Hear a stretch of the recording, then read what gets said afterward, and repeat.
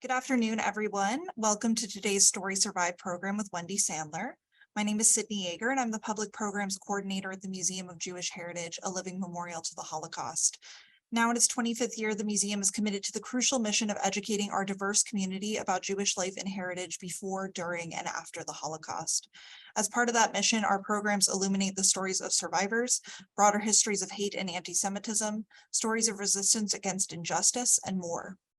Thank you for joining us today virtually. We hope you will visit the museum in person to see our new core exhibition, The Holocaust: What Hate Can Do, alongside our temporary exhibition, Survivors: Faces of Life After the Holocaust from photographer Martin Scholler, running through June 18th. You can learn more and find tickets on our website. We appreciate the vital support of our members so much here at the museum. If you want to get closer to the museum and enjoy exclusive programs, member previews to exhibitions, and free admission, you can explore museum membership on our website or email membership@mjhnyc.org to learn more. Closed captions are available on today's program. Instructions on how to turn captions on or off will be posted in the chat in addition to all the links I've mentioned. If you have questions for our speaker during the program, please put them in the Zoom Q&A box, and we will get to as many as we can at the end of the hour. Today, we are honored to be joined by Wendy Sandler. Wendy is active in UJA Federation and other charitable organizations in the Westchester community. She is a gallery educator at the museum, where she leads tours for school-age children, and a member of Generations Forward, a group of second and third generation individuals sponsored by the Holocaust and Human Rights Education Center of White Plains, New York.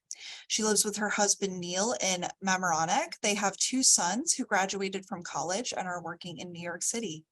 Thank you again to all of you for joining us today. And now I would like to hand things over to Wendy.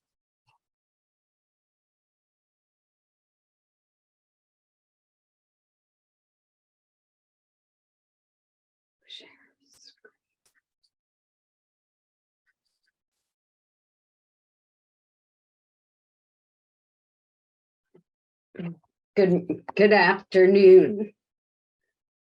My name is Wendy Sandler, and before I start telling my mother's story, I would like to acknowledge the Museum of Jewish Heritage, a living memorial to the Holocaust, for inviting me today to tell my mother's story, with a very special thanks to Jack Klieger, president of the museum, Patty Kenner, as well as Zoe Constanzo and Sydney Yeager for organizing these Zoom presentations and for their support throughout the process. My mother, Rita Kaplan Lowenstein, was a hidden child. She hid in a different way than Anne Frank hid. Instead of hiding physically, she hid her true identity as a Jew. She actually took on a new name and background. She lived openly with this false identity right under the feet of the Germans, and in some cases in their homes. This is her story, a story of survival, of resilience, and luck. We bear witness by telling these stories. Hopefully, we can learn from the past and allow that to shape our future. By listening, we pay respect to these survivors who have endured so much. Rita was an only child raised in a home of affluence. Her parents, Bernard and Rachel Kaplan, my grandparents, occupied a very large multi-story apartment in a section of Warsaw, Poland. Her parents lived on the upper floors of the apartment with a formal living room and dining room, while Rita was relegated to the lower floor with the kitchen, laundry, and servants' quarters. Bernard, Rita's father, had a PhD in chemistry and owned several large chemical manufacturing plants around Warsaw. Bernard showered Rita with unconditional love and was enthralled by his daughter. Her father gave her affection and the attention that her mother was incapable of giving. It was her father who often put young Rita to bed, reading her bedtime stories about New York and the World's Fair. He planned to take his family to the US to meet his cousins and explore what life had to offer in America. It was her father who insisted that Rita learn English in preparation for their upcoming voyage. Her mother, her mother, Rachel, was not interested in her child. Instead, Rachel, a pianist and a piano teacher, was busy practicing and playing all day long and rarely interacted with Rita. Instead, Rita spent most of her time with her nanny, whom she adored, and the other household help who indulged Rita. Rita was homeschooled and lived a lonely existence, longing for the company of other children. In the summer of 1939, Rita came down with the mumps. As a result, she developed a heart murmur, which led the doctors to advise her father against a planned trip to New York. Her father canceled the transatlantic voyage. Little did anyone know how much better life would have been had the family gone to New York in 1939 and stayed there. Instead, Rita and her nanny were sitting on the balcony of their apartment in Warsaw on September 1st, 1939, as the Nazis marched into Poland. In an instant, life as Rita knew it was over. With Hitler's rise to power came a series of restrictive anti-Jewish laws known as the Nuremberg Laws. The law stated that no Jews could employ Aryans as household help and impose jail time for those who violated the law. Suddenly, the household help who'd been instrumental in raising, feeding, and taking care of Rita left. This included Rita's beloved nanny. For young Rita, this was a sad and confusing time. Suddenly, there were Nazi soldiers swarming her town, and everyone she relied upon and felt close to had left in a hurry. For Rita's mother, Rachel, who did not have a maternal bone in her body, it was just too much. She was frightened and overwhelmed. She was completely dependent on the household help for everything: shopping for food, preparing meals, taking care of Rita. All Rachel could do was sit down on the floor and cry. Life continued to change. The family was forced to leave their spacious apartment and move in with an aunt who had an apartment in the little Jewish ghetto. If you ever saw the movie The Pianist, the apartment they lived in was right next to the wooden structure separating the ghetto from the Aryan side. The adults experienced great hardship in the Warsaw Ghetto. There was little food, scarce supplies, and soldiers were openly beating Jewish citizens on the streets. People were scared of what was to come. Interestingly, what Rita remembers from the ghetto is that for the very first time in her life, she was not lonely. She shared a bedroom with an aunt, which was fun because she craved companionship and connection. In the ghetto, there were young children everywhere to play with.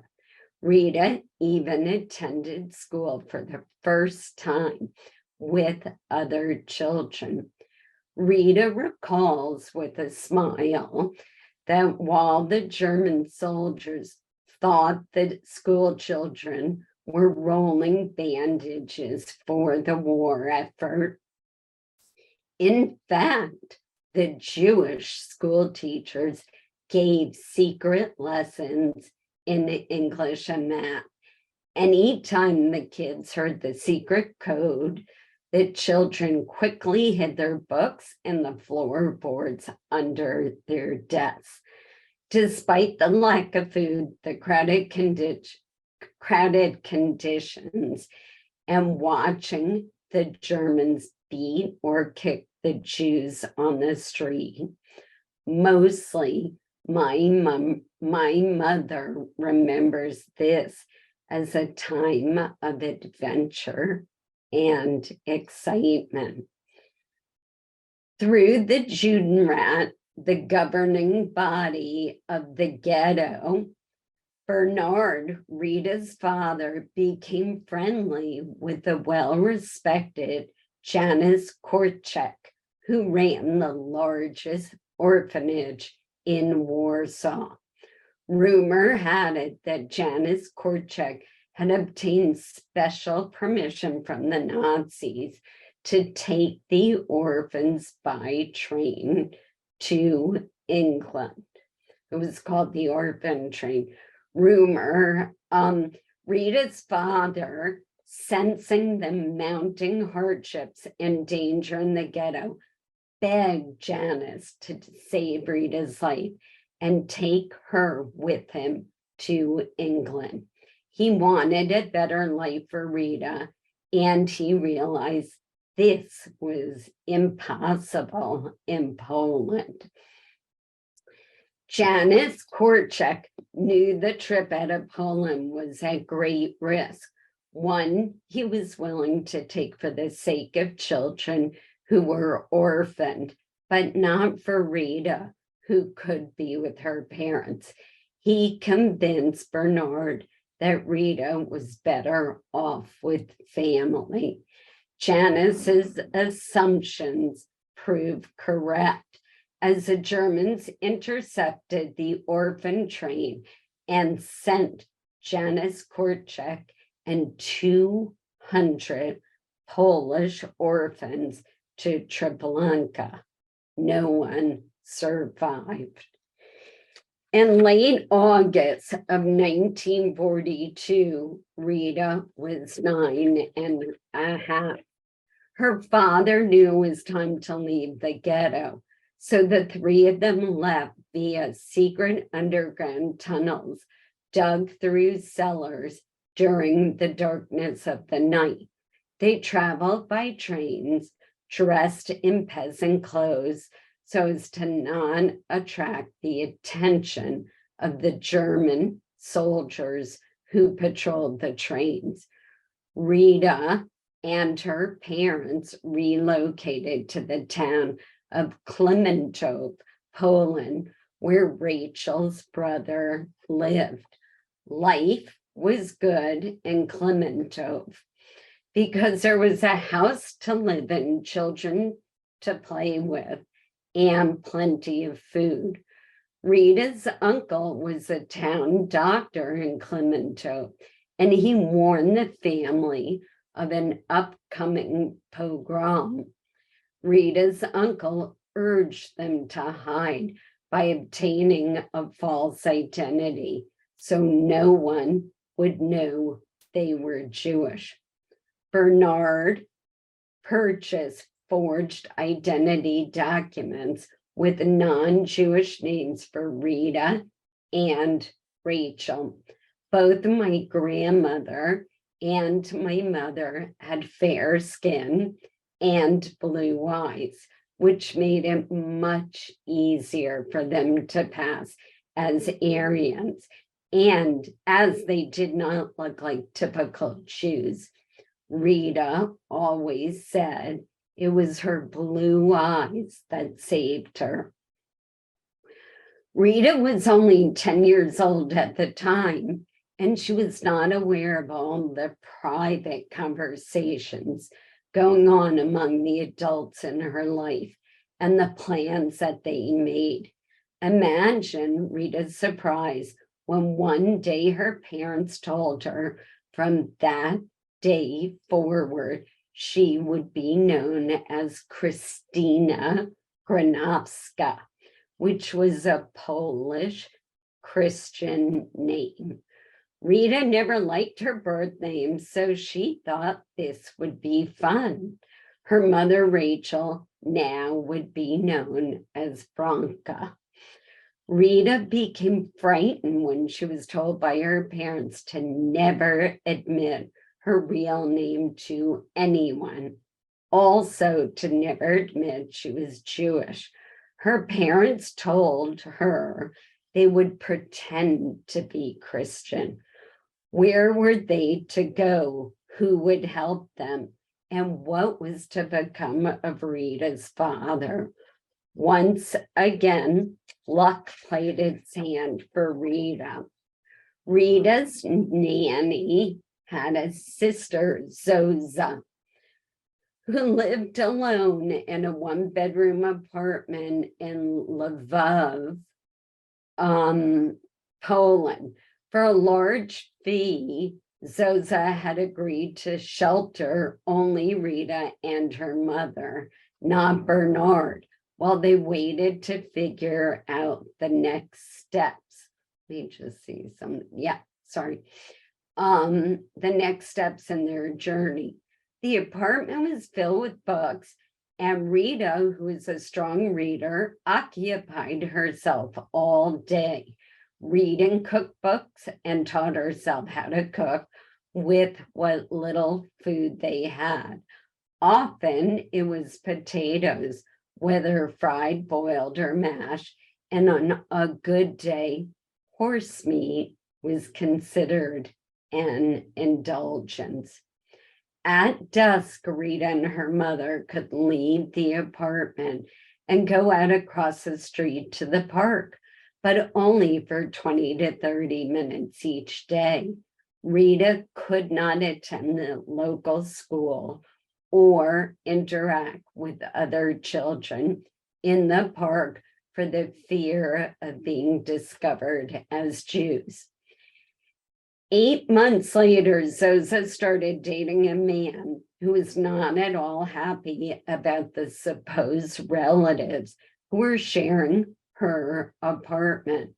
Zoza's boyfriend got suspicious and found out that Rita and her mother, Rachel, were actually Jewish.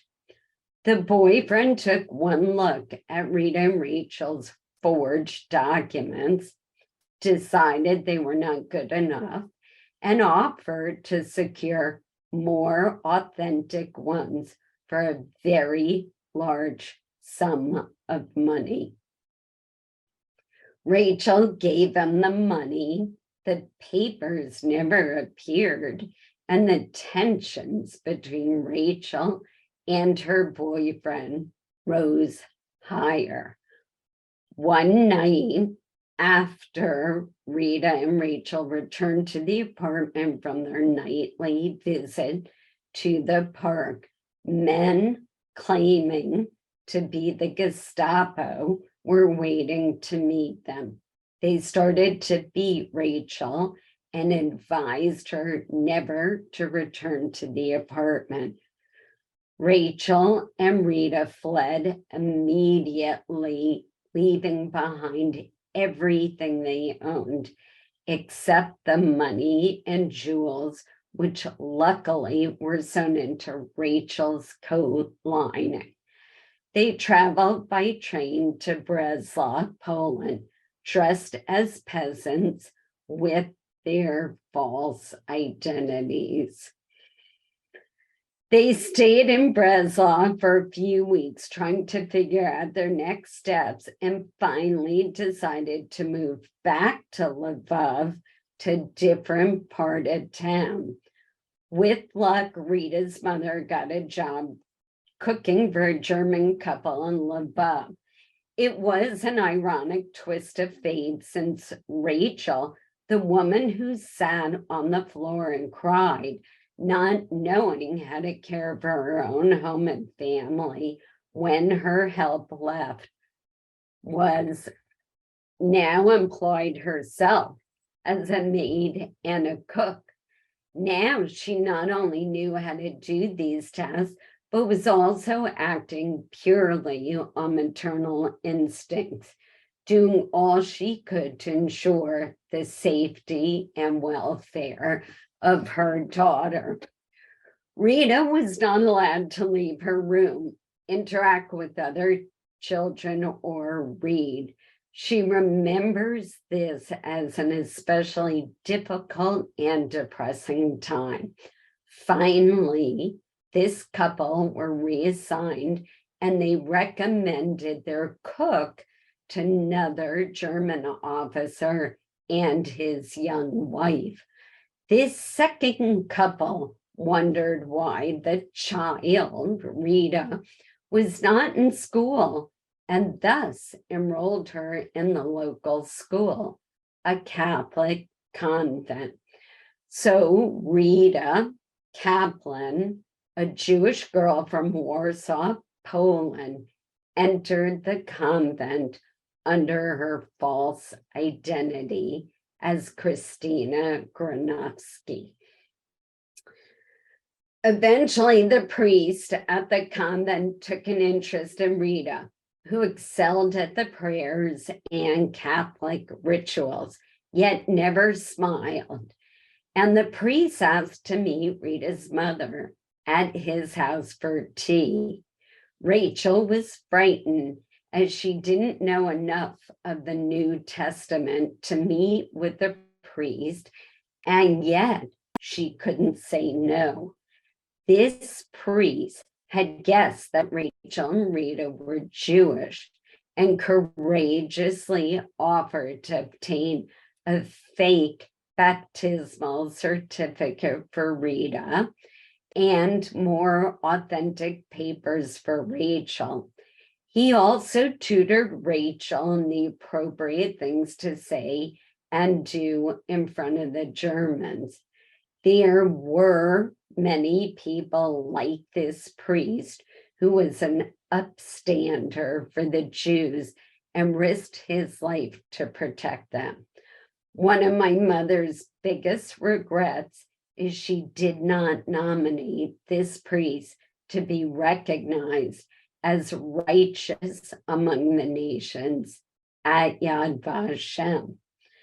Eventually, the German couple who Rachel worked for in Lvov left town, but they helped her secure a new job as a chambermaid at a German officers' club. It's hard to imagine how brave and bold that was, given the fact that Rita and Rachel were living amongst Germans, yet hiding their true identity as Jews. They face constant fear, dilemmas, and danger. A careless remark or action could lead to discovery and death. Rita was now only 12 years old. The year was 1944, and there was fighting between the Russians and the Germans that took place in the park next to the Germans' officers' club where Rachel worked. It was a scary and surreal time. Finally, the Russians prevailed over the Germans, but since the war was not yet over and most of Poland was still occupied by the Germans, the looming question became where to go. Rachel was able to contact her only surviving sister in Russia, and her advice was go west. The long road to rebuilding their lives began. Rita recalls seeing people emerge from the various concentration camps, thin and sickly, and searching for information about their loved ones. Rachel and Rita were also searching for information about Rita's father, Bernard, and still had hope that he would be found alive. Rachel and Rita registered with the JDC in the hopes of finding family. Plan B was always to go to New York and wait to be reunited. Sadly, Rita never saw her father again and never learned exactly what happened to him. Every time the doorbell rang, her heart raced. Every time they went for a walk, she searched the passing faces for her father. She was always and forever hopeful. Rachel and Rita decided to move from Lvov to Łódź, Poland. Many Jews were moving to Łódź after the war since Warsaw was destroyed. Rachel and Rita continued to use their false identities to be safe. Rita declared she wanted to convert to Catholicism, the only religion she ever really knew. She wanted no part of being Jewish, the religion that had caused her to lose so much. Rachel still felt tied to Judaism and pleaded with Rita, her stubborn and headstrong child, not to convert. And Rita reluctantly agreed to wait until she was 18. Rachel had Jewish friends in Łódź whose children belonged to Jewish youth group Hanor Hatzion. Rachel quietly arranged for some of these children to invite Rita to an organized meeting. For a lonely and isolated child, the meeting was great fun. There was singing and dancing, and most importantly, boys. Rita was 12 and a half years old and more interested in friends and fun than religion. So after a few weeks, Rita decided that being Jewish wasn't so bad after all. At one of the meetings, Rita met a girl named Barbara, good friend, who thought Rita was the biggest anti-Semite. That changed quickly as Rita went from being an observant Catholic convent girl to an ardent Zionist.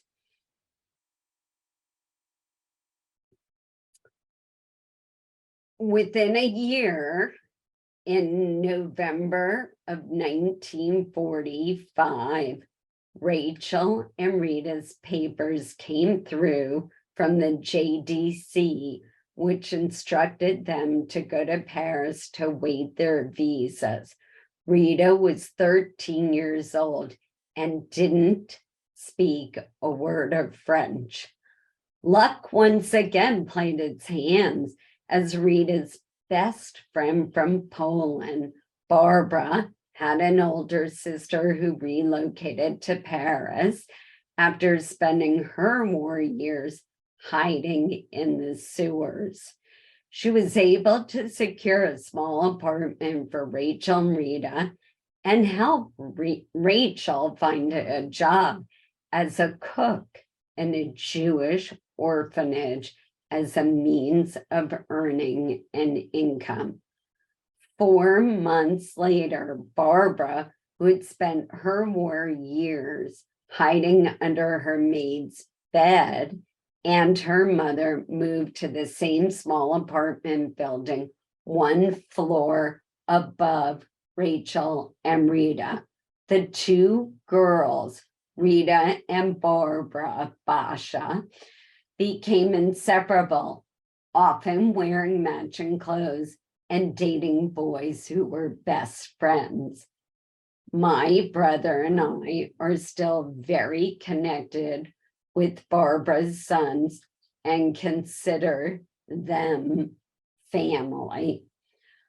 While in Paris, Rita dealt with her painful past with the resolve to assume yet another identity, that of a normal teenage girl. She filled her days with school, camp, boys, friends, parties, and more boys.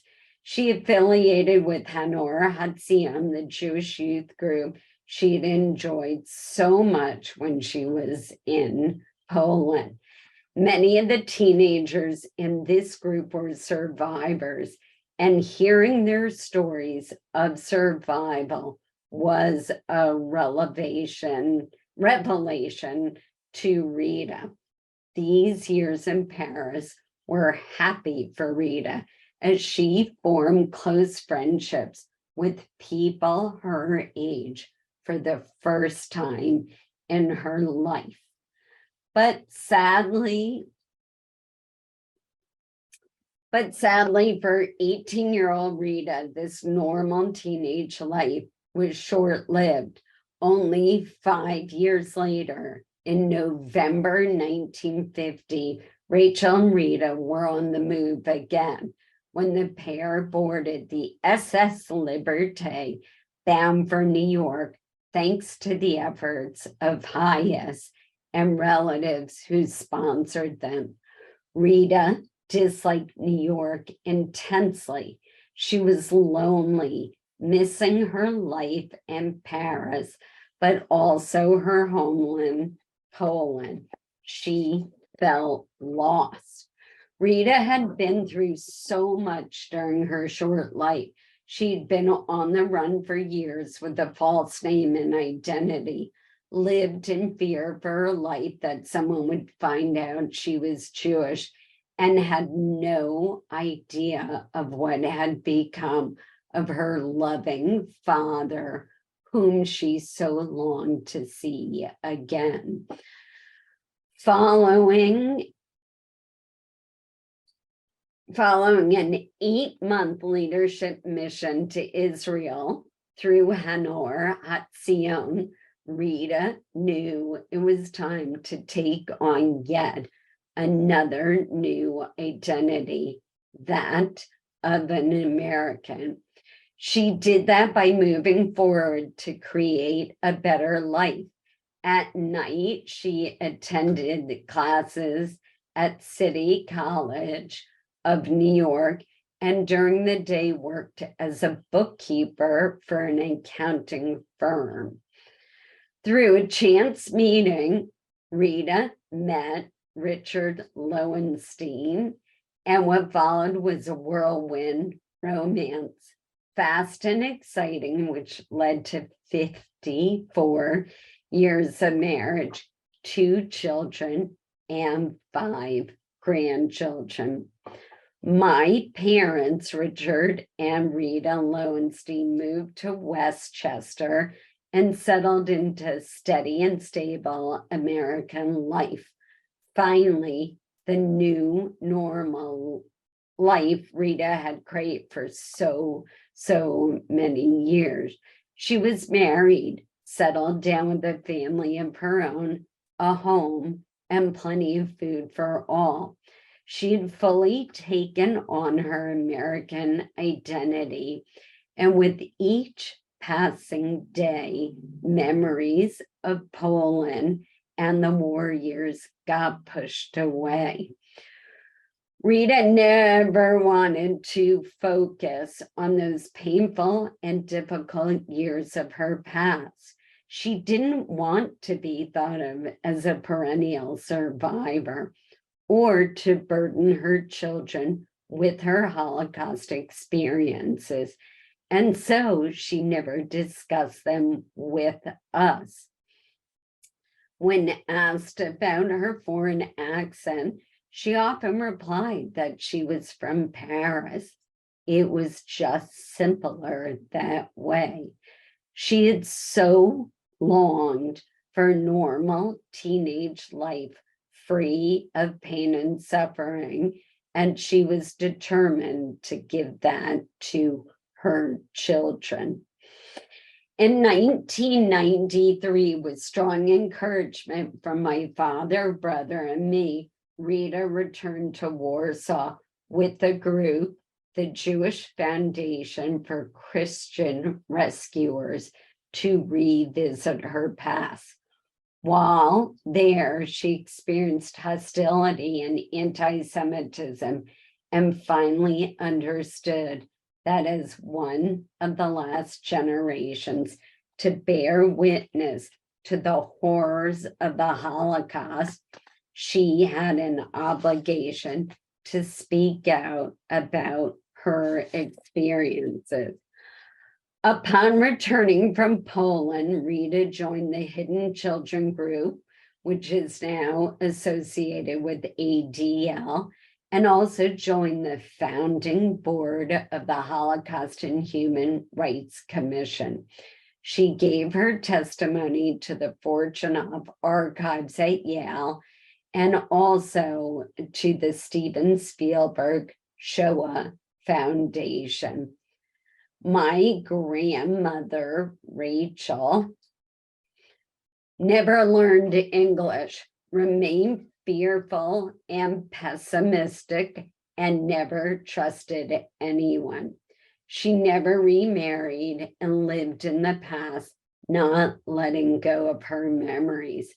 At the end of her life, as her dementia took hold, she would often cry out, "Hide the children, hide the children," to my mother. When asked who were the children, the names she gave were those of my brother and me. My mother's uncle, who was the town doctor in Klimentov, was imprisoned in Auschwitz and died on Liberation Day of a heart attack at the shock of seeing the American soldiers finally arrive. And so now it becomes my turn to keep alive the memories of my mother, Rita, and her experiences during the Holocaust. I believe one of my mother's greatest legacies is that she embodied the notion of what it meant to be resilient. She believed that life was meant to be lived facing forward, not reliving the past. Her lasting legacy was teaching us to be positive and hopeful. Thank you for listening, and thank you for honoring my mother's legacy. Wendy, thank you so much for sharing that amazing story with us and being willing to talk about your mom with all of us. It was really amazing to hear. So I think we're going to move into audience questions. So the first one I have is, Should I do stop share? yes, yeah, you can stop sharing. Thank you. So can you clarify, was Rita's family religious before the war? They were not. Okay. They were not at all. They knew they were Jewish, but they were not religious at all. Okay. And then, did Rita's and Rachel's relationship, you said that they had a very kind of difficult relationship before the war. Did it change at all during and after? So that's a great question. Mhm. My mother grew up not at all feeling loved Mhm. by her mother. And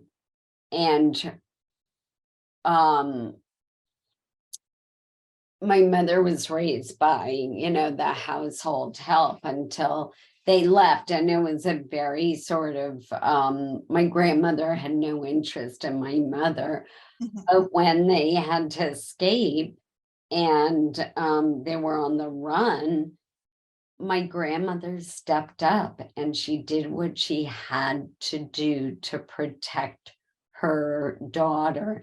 And it was only later in life, with age and wisdom, once they got to the United States, that my mother was able to recognize really the incredible bravery and that my grandmother did when it really counted, have the maternal instinct to do what she did to save my mom's life.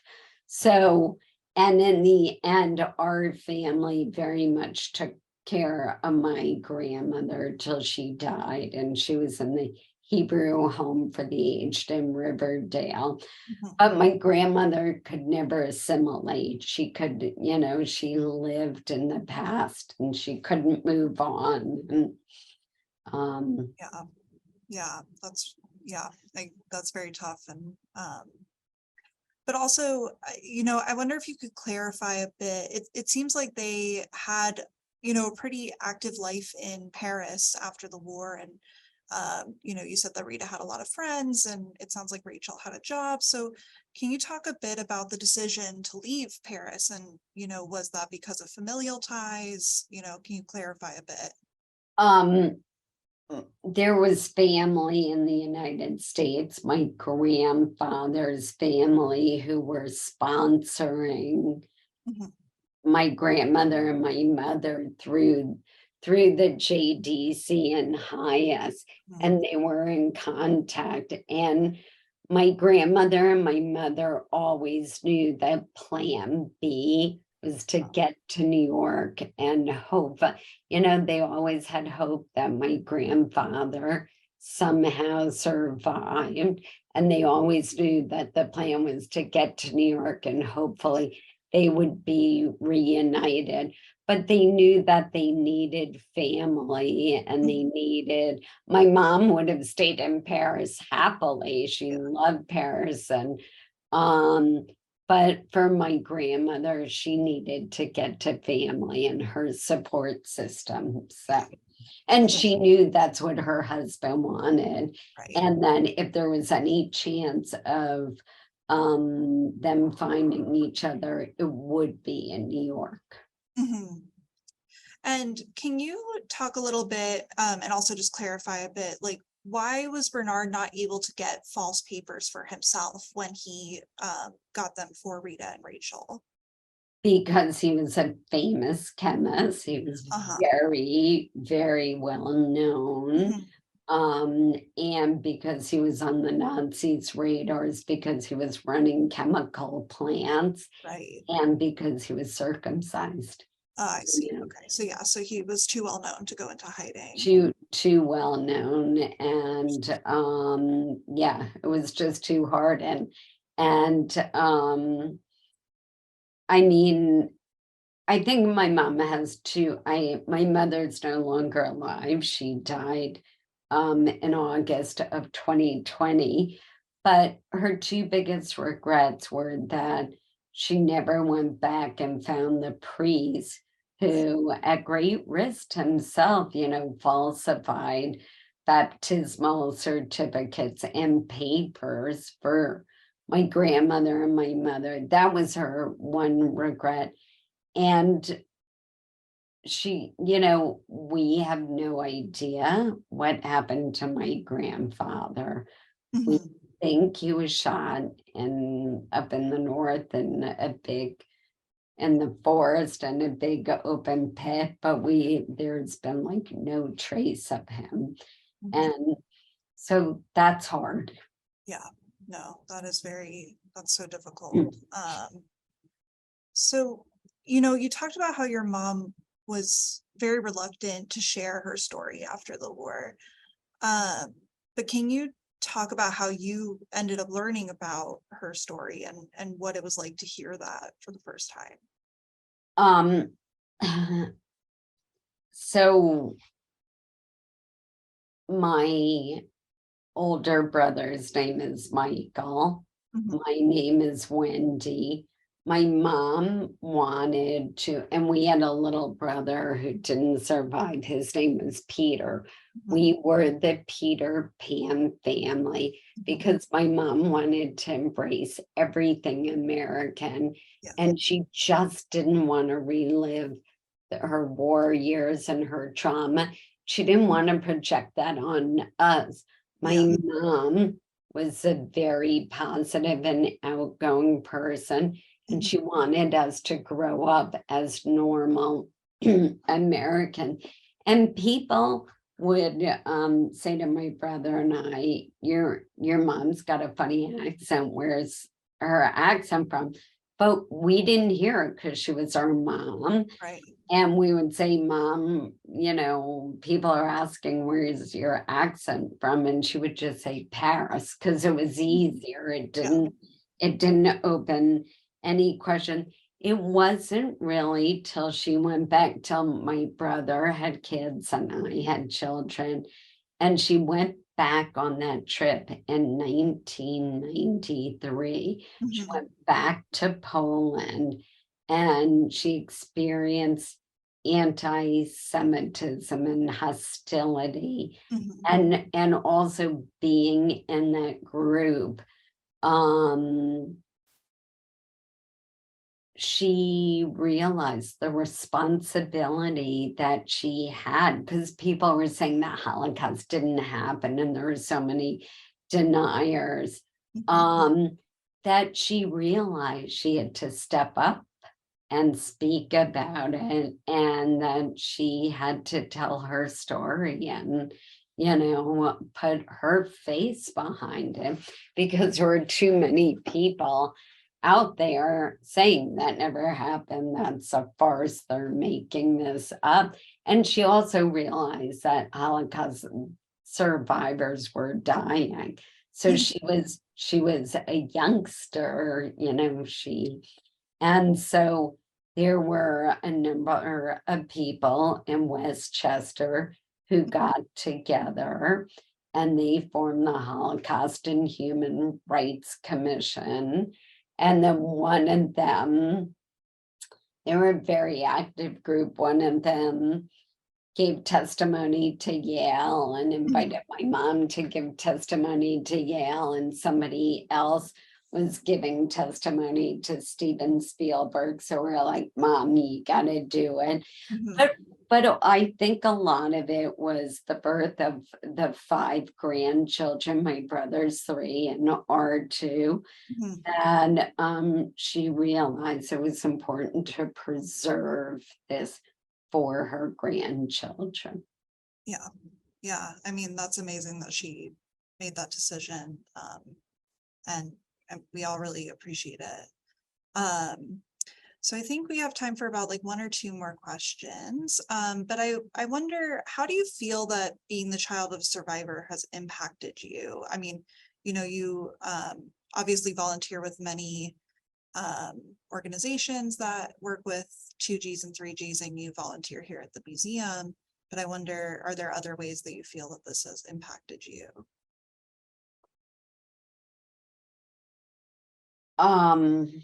Good question. Yeah, That's a tough I question. know it's a tough one. Yeah.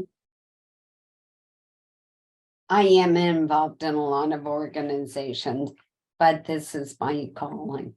Mhm. This is my mother, and I'm the one in the family, and who has that responsibility and carries the mantle of getting her story out there and say, these were real people. This really happened. And I am a gallery educator at the museum. And I love the middle school children. Yeah. They're my favorite because they're curious and they're naive. And I think it's really, really important to keep telling these stories, especially as the survivors sadly are dwindling down, and to let people know it started with words. Their words are out there right now. I don't have to tell you Kanye and Kyrie Mhm. and it could happen again, you Mhm. know. We all see anti-Semitism rising here in the United States. And I think it's really, really important. I feel like it's important also to get my mother's story out because my mom's story was one of resilience and hope. And she was not in a camp.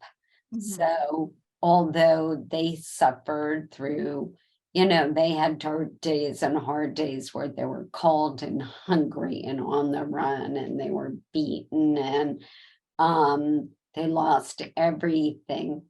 Theirs is the story of hope and resilience. And I think it's really important to get all those stories out. Every story is different and unique and deserves to be told. Yeah, I very much agree. I mean, I think that's a really excellent note to end on, but I do want to ask if you have any other kind of concluding remarks that you'd like to say or anything else. I thank you for the opportunity. It's really a gift to me every time I get to tell my mom's story. I very much believe in from generation to generation.